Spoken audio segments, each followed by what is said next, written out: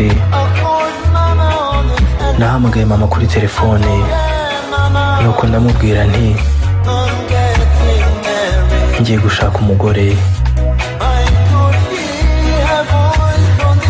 Numvaga ijwi rye ku rundi ruhande rwa telefone, yarasekaga. Nuko ambaza ikibazo, namusubije ntajijinganya. Yarambajije ati ese wabashije kumumenya byimazeyo?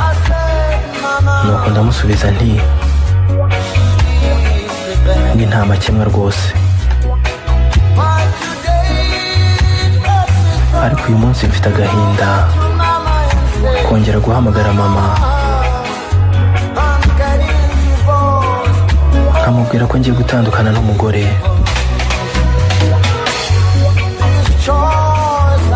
Aya mahitamo yanjye ntabwo yagenze uko nayifuzaga. Amahitamo yanjye arambabaza cyane rwose mama.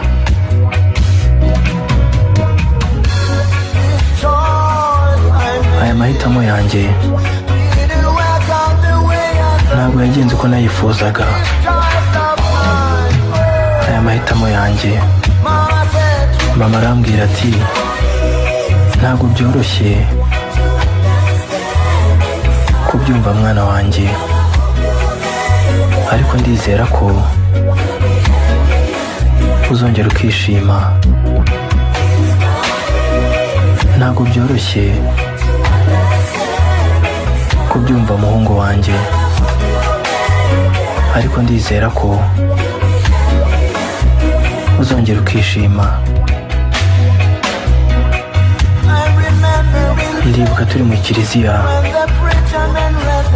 padiri arimo gusoma ijambo ry'Imana. Wari mwiza cyane, wari mwiza cyane kandi uri nta makemwa.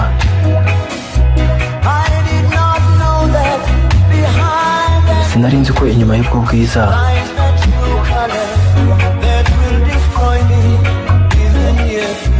hari hihishe umuntu ugiye kuza kunyangiriza ubuzima. Aya mahitamo yanjye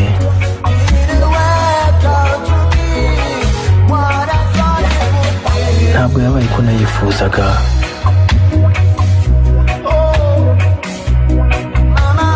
Mama, aya mahitamo yanjye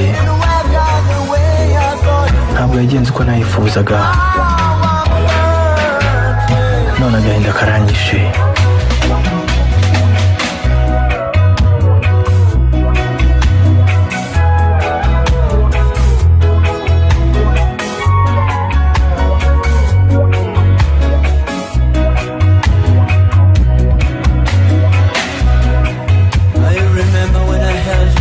Ndibuka ngufashe ikiganza, padiri asoma ijambo ry'Imana,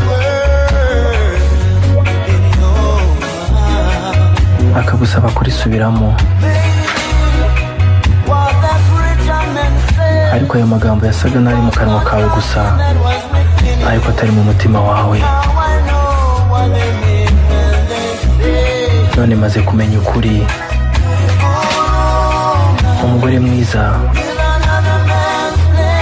aba ari igikinisho cy'undi mugabo. Mana yanjye mbigire nte ko ntaye umutwe.